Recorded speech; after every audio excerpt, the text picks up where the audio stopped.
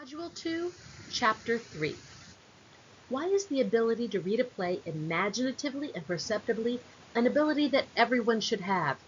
Well, without this skill, much of human experience is lost, and intellectually we suffer from a historical and cultural amnesia. We forget where we came from. In order to understand the history and culture of the time we're reading about, we must be able to read drama, a play, with understanding.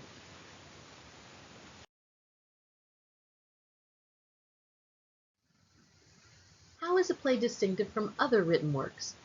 Well, it's made up primarily of carefully constructed dialogue, created to convey its intentions with the sense of spontaneous speech by characters involved in a developing action. That's different from any other kind of written work.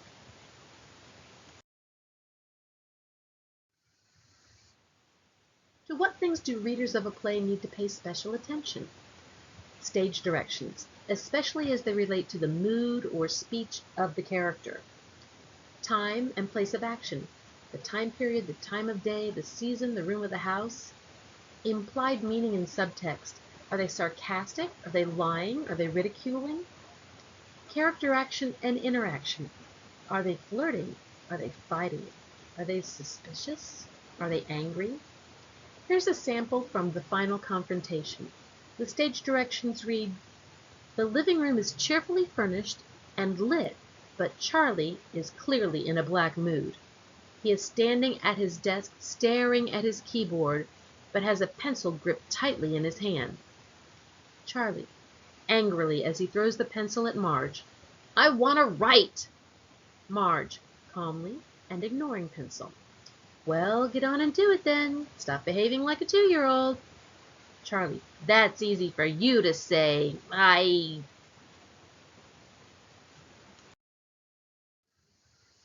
Stage directions may give time and place of action. For example, in the previous, the living room.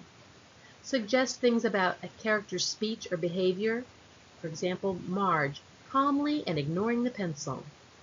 Help establish mood and desired atmosphere. For example, Charlie is clearly in a dark mood. It may give tone in which the line should be spoken. For example, Charlie says his line angrily as he throws the pencil at Marge.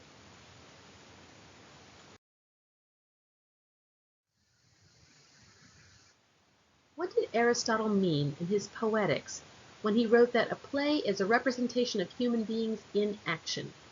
Well, it's not only what the characters do, but also why they do it. For example, why does Superman always save Lois Lane? Because he loves Lois Lane.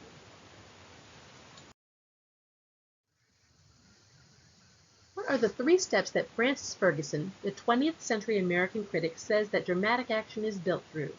Number 1, purpose, the awareness of some desire or goal. For example, the Grinch wants to steal Christmas. Number 2, passion, the strength of the desire or suffering that makes the character act to fulfill their goals, and the emotional turmoil they undergo while doing so. For example, he's driven so crazy by the Who's joy that he will do anything to ruin it. Number 3, perception, the understanding that eventually comes from the struggle. For example, in the end, the Grinch learns the love the Who's have is not based on material things. He gets it. Characteristics of effective dramatic action. It needs to be complete and self-contained. Everything essential for understanding it should be in or implied in the play. It's deliberately shaped. It's organized to reveal its purpose and goal and to evoke from the audience specific responses, for example, joy, pity, fear, etc. It has variety to avoid monotony. It engages and maintains interest, because if it's not interesting, then why watch it? And it's internally consistent. Even if the events are absurd, they make sense within the story.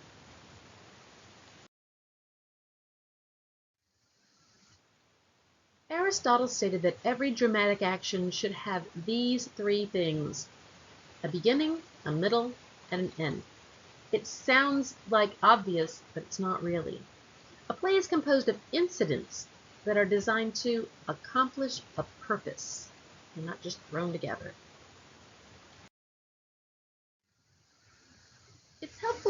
pinpoint the source of unity in a play. What holds it all together? Well, it could be cause and effect. For example, in Shrek, the reason the story starts is because the fairy tale characters move in and kick Shrek out of his swamp and he wants it back. So that's cause and effect. A character, for instance, in Cinderella, we follow Cinderella around the story. Wherever she is, that's where we go. And that's the unity of the show. Thought or theme, for example, love, pride, good versus evil. It's all the Avenger movies. Dominant mood. Is it mysterious, cheerful, humorous? As in Mary Poppins when she sings Supercalifragilisticexpialidocious. Visual style. Is it dark and scary, or are there bright colors, or is it slapstick comedy like in The Three Stooges? And use of distinctive language. For instance, it could be Shakespearean or slang, or maybe everyone in the story has a special kind of an accent. From his Poetics, Aristotle's 6 parts of a drama. Number 1, plot. Number 2, character. Number 3, thought. Number 4, diction. Number 5, music. And number 6, spectacle. These are in the order that he thought these were important, and we're going to discuss these in a little bit more detail. So number 1, plot. The overall structure of the play. The 2 most common structures of plot are climactic, which is also called linear form. It follows the action in a cause and effect to a conclusion. For example, in The Wizard of Oz, Dorothy meets the Scarecrow, then the Tin Man, then the Lion. Things follow a progression. The other kind is called episodic. It jumps from one scene to the next, often separated by time and place, without necessarily building a cause and effect relationship between them. Many of them use flashbacks. For example, in Forrest Gump, we first see him sitting on the bench, and he tells the story of his life, and it goes back and forth between him sitting on the bench and to one scene or another.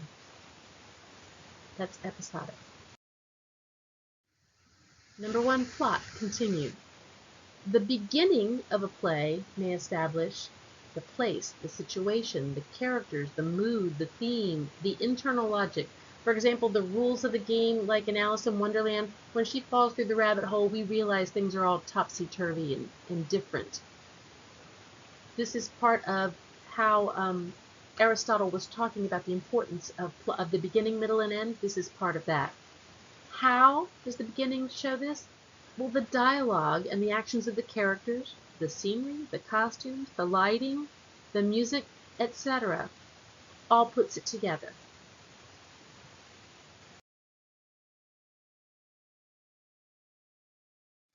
Also in plot, more on the beginning. The beginning, we notice the point of attack, and the point of attack is the moment at which the story is taken up. For example, in the Harry Potter stories, some stories start before the point of attack. Harry Potter, the story actually starts before he was even a baby, but we don't find him then. We find him at the inciting incident, which is the occurrence that sets the main action in motion. For example, Harry Potter's 10th birthday. That's what starts everything. That's when he gets invited to Hogwarts. That's where our story picks up. That's where we see Harry, even though the story actually started long before this. Number 1, plot, continued. Now we're going to talk about the middle. Complications. Any new element that changes the direction of the action. For example, a character meets someone new, someone overhears a secret, something bad happens, someone wins the lottery. These are things that happen in the middle of the play. Also, discovery. That's any new information of sufficient importance to alter the direction of the action. We find out someone's not who they appear to be. We see someone conspire against another character. We discover someone's died. And then climax. This is the highest point of interest or suspense in any play. We find out who did it in a murder mystery. The epic war is fought. the characters clash. And then the crisis, the discovery or event that determines the outcome of the action. For example, the cop catches the bad guy, the boy professes his love to the girl, etc.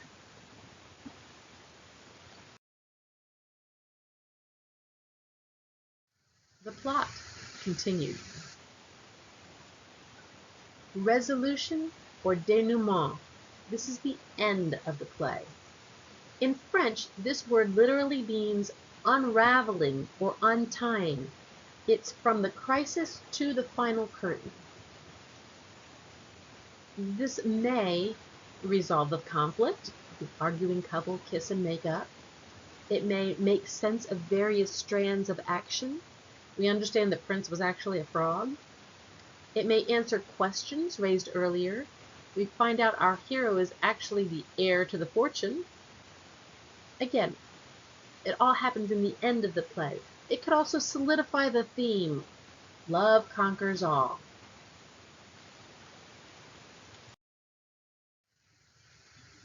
Plot continued. Subplot. A subplot is a smaller storyline within the story. Oftentimes subplots will merge and become a major factor in resolving the main plot. For example, Timon and Pumbaa in The Lion King. They start out as kind of a side story, but then they become integral to helping Simba save his kingdom.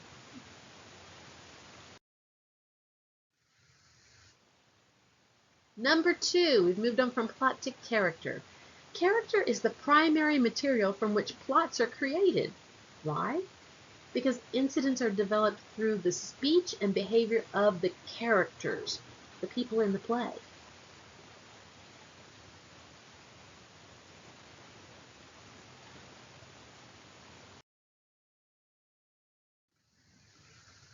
Number 2, character continued. Characterization, that's anything that delineates a person or differentiates that person from others. Anything that makes one character different from another. There are 4 levels of characterization. Number 1 is physical or biological. Gender, age, color, appearance. Everything you can tell about a character by looking at them. Number 2 is societal.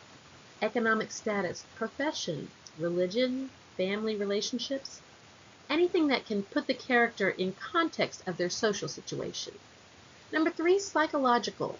Habitual responses, desires, motivations, likes or dislikes. It can bring more tension into a scene. Think Indiana Jones when he fell into the pit of the snakes. And number 4, moral, their value system. What are they willing to do to get what they want? How far will this person go? Murder, stealing, lying, cheating. Number 2, character continued. How is a character revealed? Well, there are several ways. The descriptions, stage directions, the preface, or any other written material that's not dialogue. Then there's dialogue, what the character says, their own dialogue. Then there's dialogue, what other characters say about them, so other dialogue. And then finally, actions, what the character does. Because remember, actions speak louder than words. Are they saying that they are a wonderful person and they're stabbing someone in the back? That's probably pretty important. Number 3 of Aristotle's Poetics, thought. Themes, arguments, and overall meaning of the action. For example, what's the play about? What point is the author trying to get across? Why is thought present in every play? Well, because everyone, all playwrights, write from some point of view. All playwrights react to the broader social point of view from which they emerge. Everyone is a product of their own times and their own environment.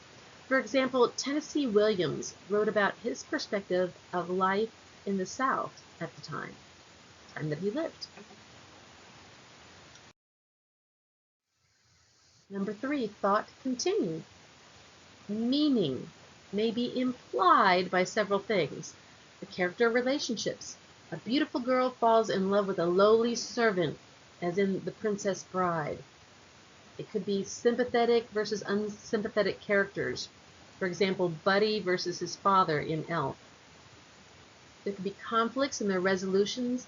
True love will sacrifice, as in Frozen when Anna sacrifices herself for her sister Elsa. Spectacle, music, and song. The song My Shot from Hamilton kind of relates what the author felt about Alexander Hamilton.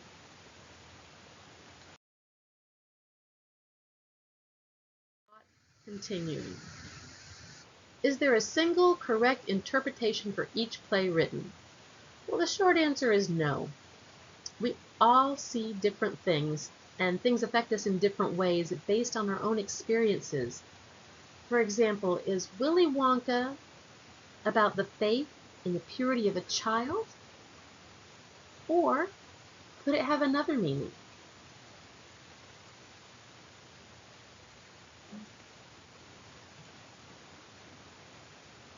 Is it that anyone can win if you believe you will? Depends on your perspective. Number 4, diction. This is the sound and words that are used in the play. Sound includes all language, music, and other oral effects. For example, dialects, speech impediments, whistling, etc. It imparts information. Diction tells you what is happening in the play. It characterizes. It may tell us where the character is from or what social class. For example, in My Fair Lady and Pygmalion, it's the dialect that the person uses that tells where they're from in the city. It may direct attention to important plot elements. For example, characters may whisper when they're revealing a secret, etc. It may reveal themes and ideas of a play. Pride, love, trust. It helps establish a tone or a mood and internal logic. For example, Scrooge in A Christmas Carol says things like, "Bah, humbug," and we understand his logic and where he's coming from just by his diction and the way he says things. It may be used to establish tempo or rhythm. For example, poetry, or an argument, or a flirtation, or a confession.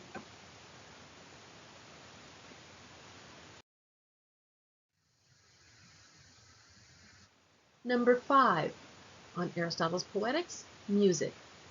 Music really means all patterned sound in a play. Language, you can look at the pitch, is it high or low, the stress, the volume, tempo, duration, and quality. For example, accents, arguments, slurred words, sarcasm, etc. Background music. Example I have is I was in the play Oedipus Rex in college and I was the sound person. But it was only background music. As the actors were speaking, the music would come in and out. So it could be something like that. Incidental songs. Scene change music, a song a character is humming or whistling. For example, Brick in Cat on a Hot Tin Roof sings the song about being drunk, and it's important because he himself is a drunkard. And lastly, integral. As in a musical, it's important to the play. The Phantom of the Opera, Cats, High School Musical even, those shows don't make sense unless they have music in them.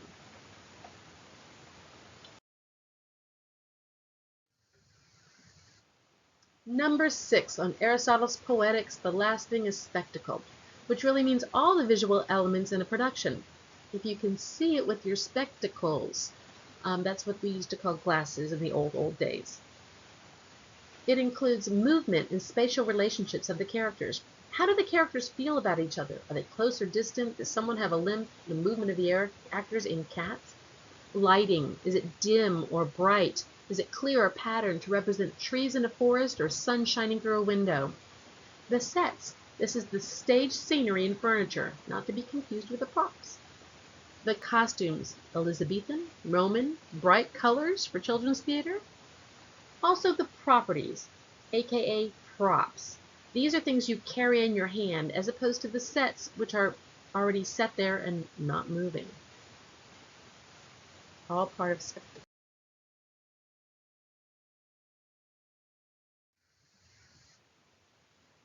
Number 6, spectacle continued. Why must readers of a play try to envision spectacle? Why should you try to picture what's going on the stage? Well, in order to grasp the play's full power. You cannot understand the play or really try to understand the play unless you can try to picture in your mind what the set looks like, what the actors look like, what kind of costumes they're wearing, what kind of, is it dark or light?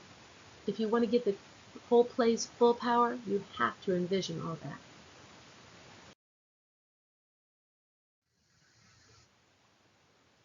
What are the two basic dramatic forms?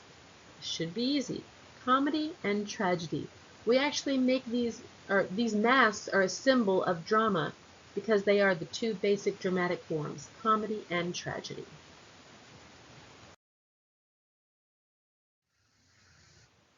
Tragedy, the action is serious in a tragedy. For comedy, the comedy comes from deviation from normality in action, character, or thought. In other words, if somebody slips on a banana peel, that's supposed to be funny.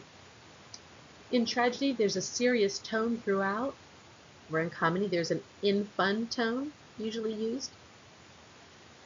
Tragedy raises significant issues. Comedy, it must be viewed with, quote, an anesthesia of the heart, unquote. We should not feel pain or sorrow if the character slips on the banana peel. And tragedy, we feel a strong empathy for those who strive for integrity and dignity, whereas in comedy, we feel emotions between joy and scorn with laughter as their common response. These are the differences between comedy and tragedy. There are a few other forms of drama. One is a tragicomedy. This is a serious play with a happy ending. Think all the Hallmark Channel movies, It's a Wonderful Life, serious tone, but it ends happy. A melodrama. This is a temporary serious action that is initiated and kept in motion by the malicious designs of a villain. A happy resolution is made possible by destroying the villain's power. For example, Batman, Superman, Avengers, James Bond, all the good versus evil themes. And the last is farce, a comic dramatic work using buffoonery and horseplay, and typically including crude characterization and ludicrously improbable situations. For example, the Austin Powers movies, The Hangover, National Lampoon's Vacation, or any Saturday Night Live skit.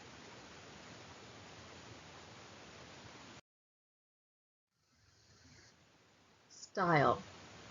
The results of implementing style form a distinctive mode of expression or method of presentation. 3 basic ways to view style. Number 1, style stems from assumptions about what is truthful and valuable to the playwright, to the director, to the designers, etc. For example, pride, nobility, love, political stance. Number 2, style stems from the manner in which the playwright uses the elements of a drama. For example, Tennessee Williams, he wrote A Streetcar Named Desire and The Glass Menagerie. His plays are usually pessimistic, with a negative outlook on life, where Roald Dahl, who wrote Charlie and the Chocolate Factory, also known as Willy Wonka, and James and the Giant Peach, his outlooks are usually optimistic. Number 3, style stems from the manner in which a play is presented. Whatever the director wanted to do, the set designer, the costumer, the lights, the actors.